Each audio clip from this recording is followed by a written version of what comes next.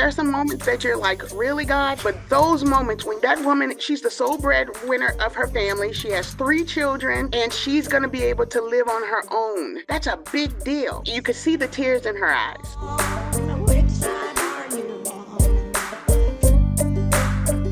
In Fairfax County, Virginia, that's the big news that everybody's talking about, right? I mean, I've been hearing about big news that everyone's talking about, that's been in the news for the last couple of days, really, important. And I'm not aware of anything bigger than the 27,000 person union election happening at Fairfax County education facilities next week between June the 3rd and June the 10th. So I had to get on people at the center of the big news.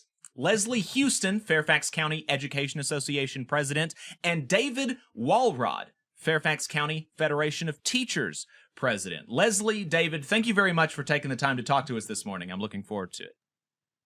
Thank you for having us. Yes, we're really excited about this. And so just to get people up to speed, in Virginia, it had been for a long time, collective bargaining was not legal. There was not a legal process for collective bargaining for state and municipal workers. But in 2020, there was a law that allowed municipal governments to allow their workers to collectively bargain. And so that law was passed in 2020. They finally, in Fairfax County, got the School Board of Education to allow for collective bargaining in their schools. And so now, after all of those steps from 2020 to now, there's an election. And so I guess, Leslie, I'll start with you. Can you talk to us about that process, just the fight to get collective bargaining rights? What has that fight been like, and why is it so important? So House Bill 582 gave school boards and counties the right to the authority to have collective bargaining. And for us, we came in with a school board that was pro-labor. And, it went pretty easy for us in terms of getting collective bargaining. It took a while. The resolution process, I think, was the most tedious. It took us 18 months to figure it out. I think the contention for us with that was that they put 17 groups in a room, and there were 2 unions, FCFT and FEA. And that was a little bit of a hassle. So when the law went in effect in May 2021, we were ready. March 9th is when March 9th of 2022 is when the resolution, 2023 is when the resolution passed. And we were thrilled, we were excited, but then the hard work started. And the hard work consisted of making sure that our 2 organizations could work together. So we had already began the process of forming an alliance with our predecessors before David and I were president. And then we basically just took the ball and kept going. And we are now here as the Alliance of Fairfax Education Unions, working together. And while we have not merged our unions, we have come together to ensure that all of our members and non-members in the instructional and operational units will be represented by FEU. And David, can you talk to us about the importance of that cooperation? Because, the NEA and the AFT really have, their affiliates across the country really have widely diverging relationships. There are some locals where they have some regions of the country where the NEA and the AFT affiliates have actually merged. They're the same union. They're one union, and they're affiliates of both the NEA and the AFT.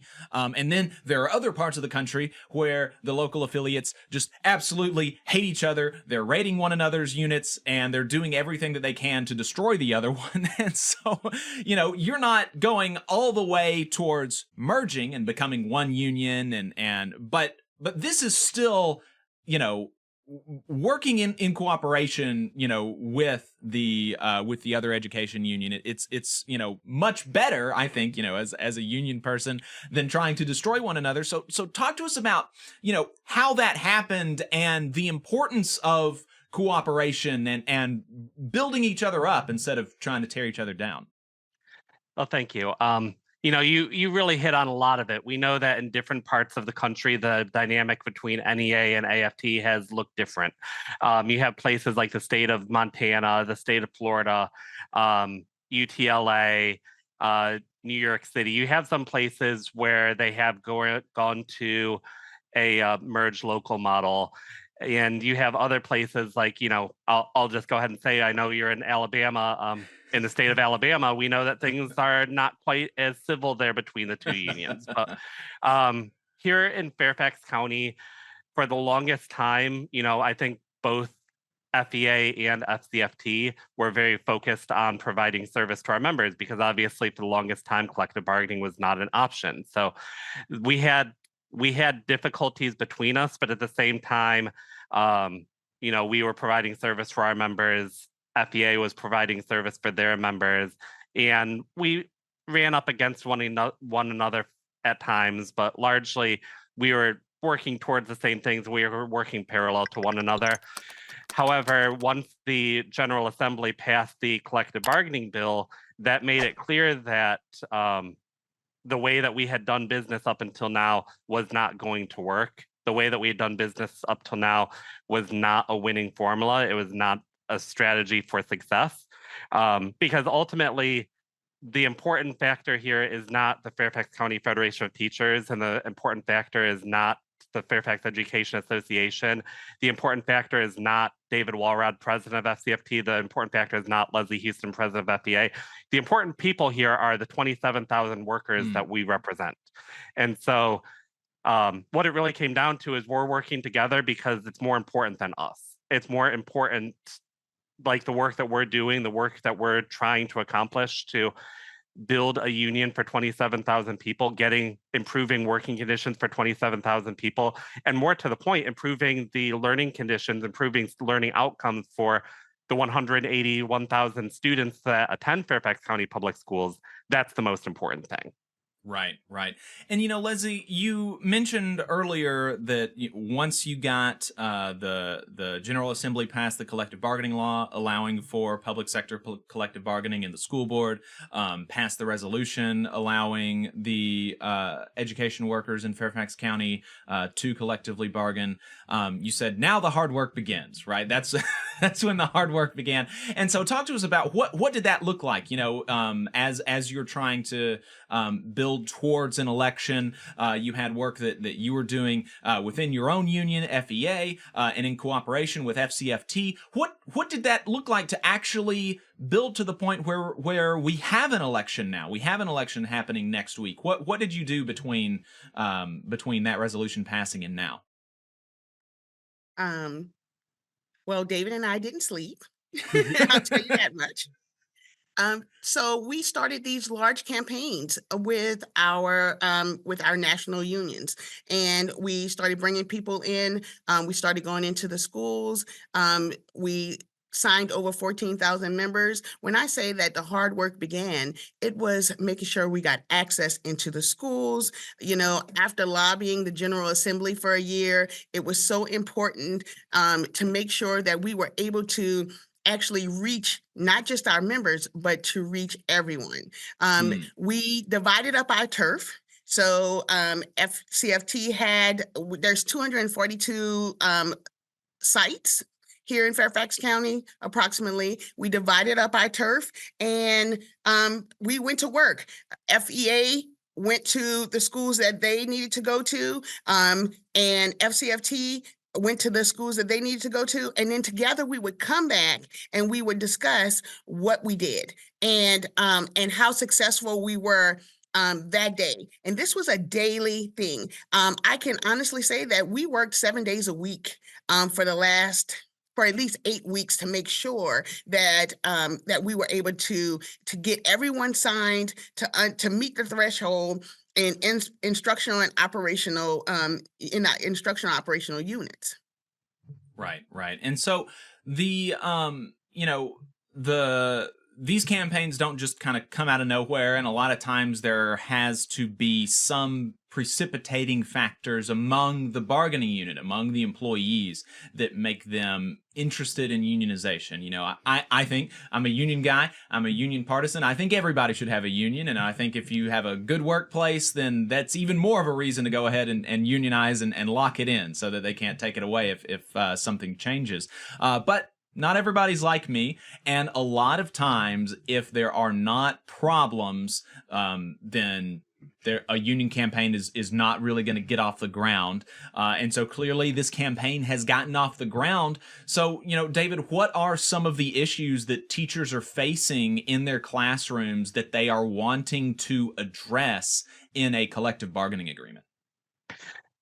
Well, I think that there are a variety of factors that are coming into play. For one thing, last year, our health insurance benefits changed pretty dramatically, and they were changed with minimal to no input from the folks affected.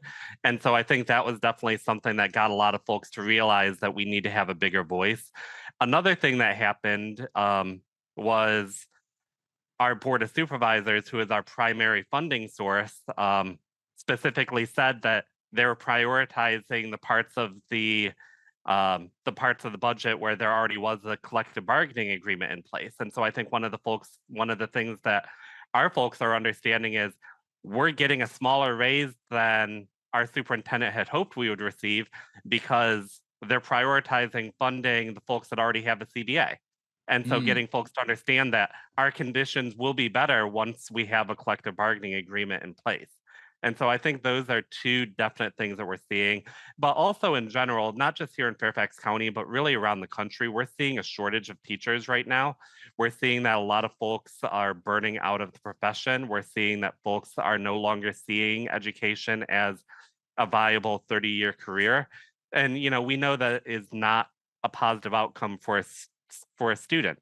We know that the best outcome for students is that you have teachers that learn, grow, and stay in the profession so that they can help, nurture and grow those future educators. Like the ideal situation for education is really that you have folks that go into it wanting to make it a career, but a lot of folks aren't seeing that right now. And, one of the things that we're seeing here specifically in Fairfax County that's affecting that is we're just asking so much of our teachers. We're asking so many hours. We're asking them to put in so much extra work. Here in Fairfax County, our elementary school teachers, just to give one example, there's been a regulation in place since 2014 that our elementary teachers are supposed to get 240 minutes a week, 4 hours a week of planning time. And as recently as a couple months ago, almost no elementary school teacher was actually getting 240 minutes of planning time 10 years after the regulation came in place. And so I think what folks are really understanding is it's one thing to have the district say, oh yeah, we'll give this to you, we'll give this to you, we'll give this to you. And another thing to have it down in a legal binding contract that they've signed off on, that we have signed off on, that we had a real voice in helping to craft. And so I think those are some of the things that we're really hoping to see addressed in the teachers unit. For our operational unit, one of the big things that I think our operational folks are really feeling is making sure that they have the tools that they need to do their jobs effectively, making sure that they have the time needed to do their jobs effectively, and just making sure that they have, safe conditions in order to do their job. And so I think those are some of the big things that we're seeing, one of the big things that we're hearing, and some of the big drivers of this campaign. Hey, 5 seconds. Just wanted to say that this is only possible because of our donors. If you want to see more of this, then consider donating yourself at tvlr.fm/donate. I know that under the new law from the General Assembly, teachers they're still not allowed to strike, but in some public sector collective bargaining laws, there are kind of prescribed boundaries on what you can and can't negotiate over. So for federal employees, we cannot negotiate over salary, right? Because our salary is set by Congress. Do you have any limitations on what you can bargain over in Fairfax County, or is it pretty much kind of an open ball game? Everything's on the table. So no, we are allowed to the first contract. We are allowed to bargain wages, benefits, and I think working conditions. And then there's a fourth that we meaning the bargaining unit and the school system can come to an agreement upon, but we cannot strike. Right, right, right. And so Leslie, you know, the David had a lot of things there. Does that, as far as why teachers are interested in organizing, does that all track with what you're seeing from the units that the FEA is organizing? Does that and is there anything else that you're hearing from teachers? Absolutely. I mean, he hit the nail on the head. Everything that he said is absolutely correct. That is exactly what our staff is feeling. Our staff is overworked. Education is no longer the dream job where you get the summers off. And, you know, right now teachers, bus drivers, custodians, food service workers, everyone, we're just all stressed out. You know, education is just no longer the same. The biggest thing is what we're seeing here is the poor treatment of bus drivers in Fairfax County. So while we have had some issues in terms of having access to bathrooms and being able to choose their routes, that is something that we hope to one day bargain for them. I mean, it's while we are very excited that we have the instructional folk on board, we're excited to have the operational folk. Instructional assistants are on the operational side. They are the crust. I mean, they're the ones that help us in our classrooms. Instructional assistants are teachers, Right. but they're paid the least. It really makes me sad when I go to the mall and I see one of my members working a second job. You should only have to work one job in education to make it, to live in this county. Right. And That's that's not, important. it's incredibly important, and unfortunately it's not that we're seeing stuff like that all over the country. You know, I mean, I've seen AP teachers that were in my high school working second jobs at Dollar General and things like that.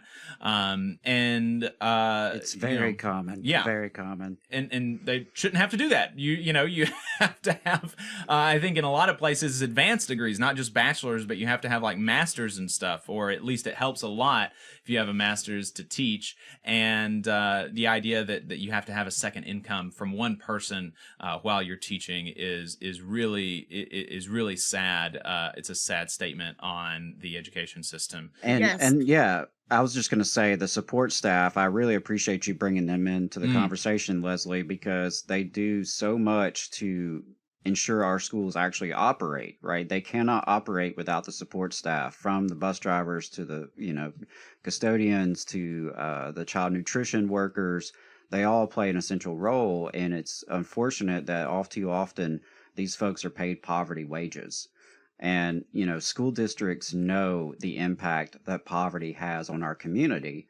And so it's just wild that we would see school districts kind of replicate that through their own employment practices. And something you mentioned, David, earlier about the planning time, that is something that really resonates with me as a former educator, because in Alabama we have, unfortunately, even fewer regulations on planning time.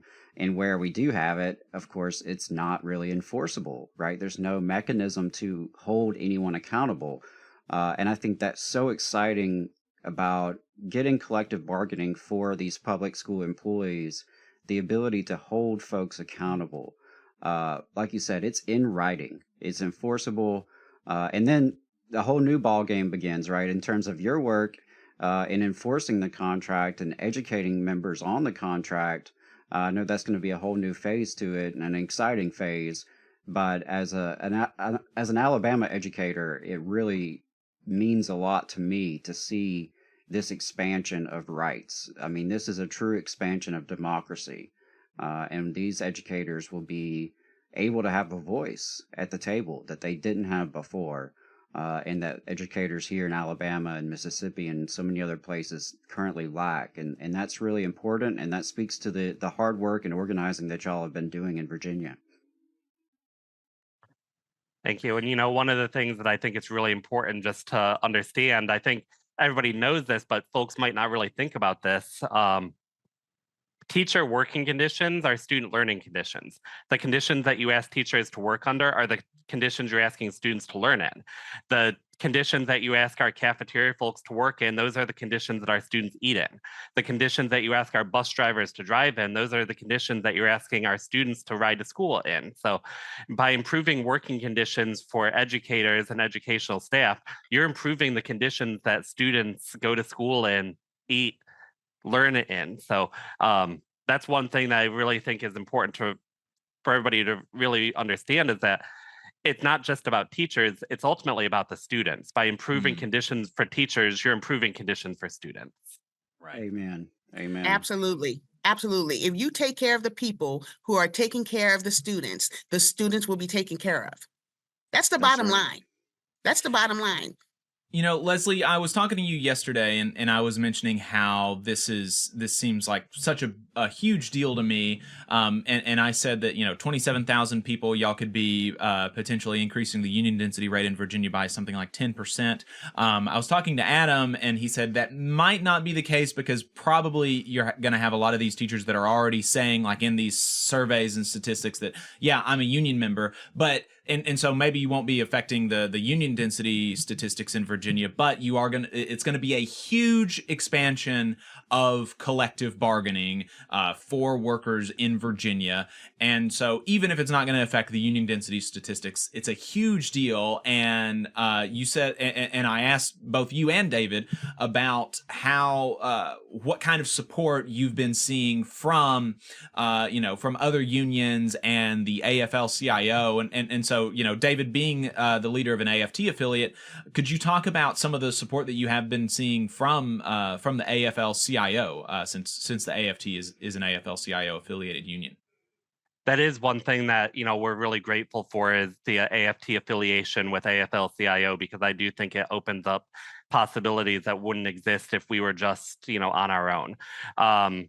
Here locally, our local Labor Council president, Virginia Diamond, and the state level, the Virginia AFL-CIO president, Doris Kraus-Mades, they're definitely being very helpful for us. They are putting out volunteers. They're getting folks that are going to come help knock doors. They're going to help phone bank.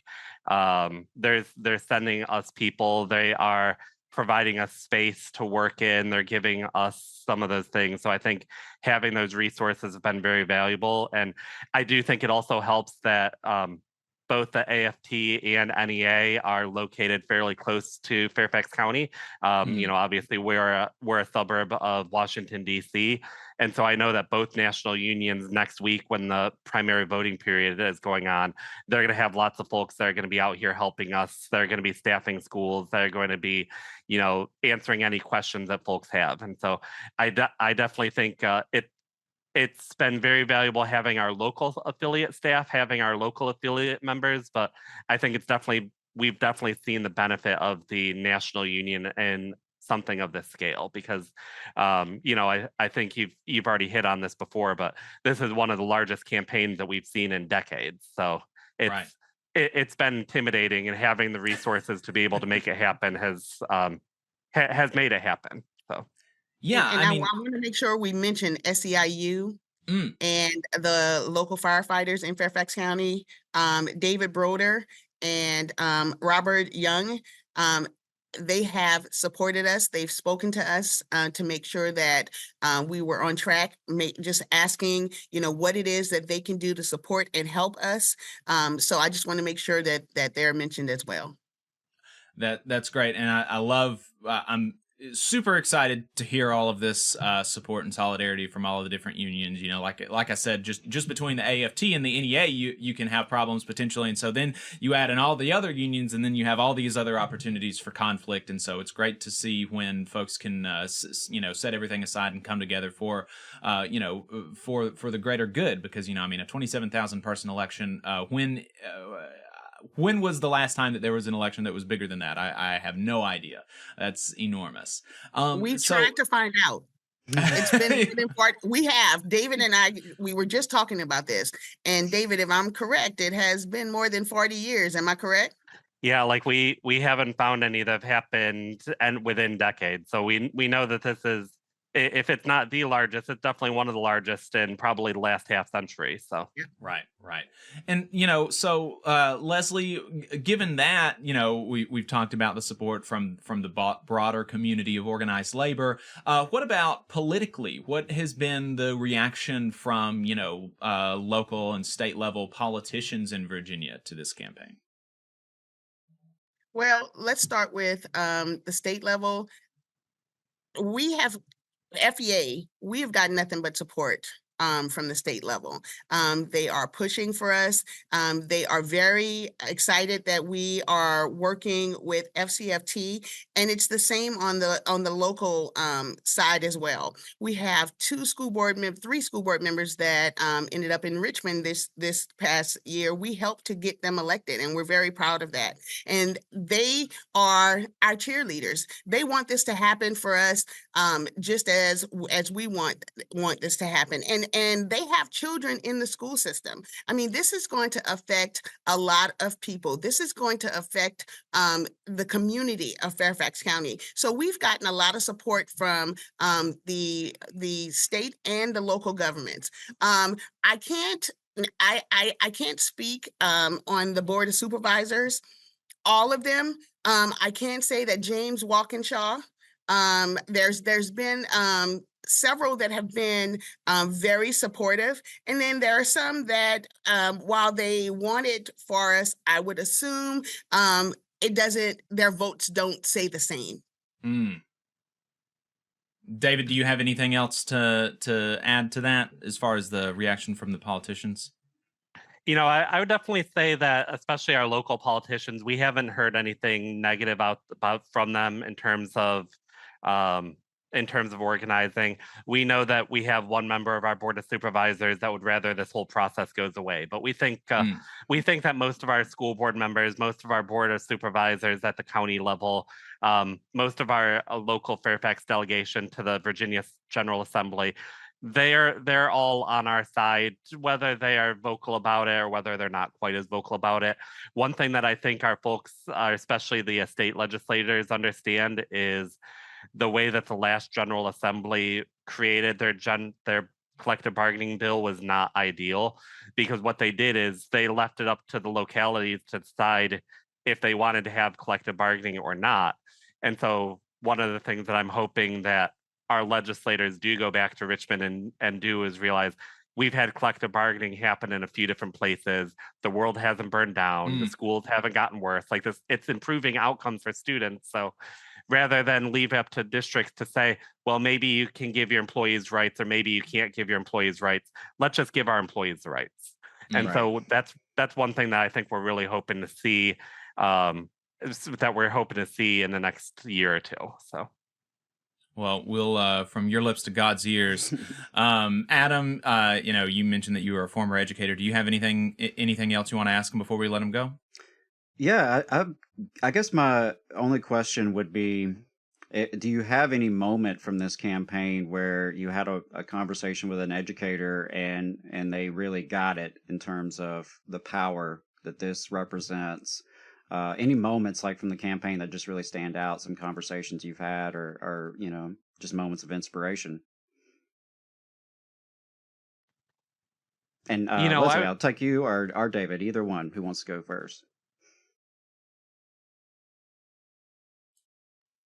I would say one of the big conversations that I had with people was right after our Board of Supervisors passed their budget.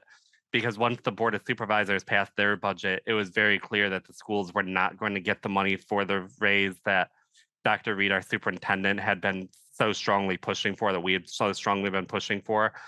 And I had some folks that were coming up to me and going, what happened here? Why did this not go through? Why did this not go through? Why weren't the unions doing more? And we were able to say, we did everything that we could, but in order to be able to do more, we need collective bargaining.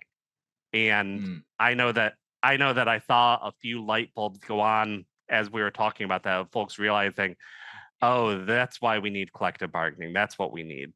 That's what we're going for. So I would say, just very recently with our budget process, I saw a lot of light bulb moments. That's awesome. That's awesome. So for me, it was just this Wednesday with a couple of instructional assistants who finally understood what was about to happen to their lives when we won the elections. And one of them was like, well, so does that, we're still going to have to fight. Every year we have to fight. And I explained to her about things that were happening in Minnesota, that there were instructional assistants and support staff that ended up getting $20,000 more. And she just, you could see the tears in her eyes. Those are the moments that make me happy that I am a president of a union. Because there are some moments that you're like, really, God, is this what you're having me do? But those moments when you realize that woman in that moment realized that she's the sole breadwinner of her family. She has 3 children, and she's going to be able to live on her own eventually. That's a big deal. And we have so many more people that are just like that. So those are the moments. I asked David last week, I said, well, this past week, I said, has it hit you yet? Because people keep calling and saying, do you realize the magnitude of this? Do you realize the magnitude of this? And we were talking, and he was like, I'm not sure. Well, I'm telling you, it has not hit me yet.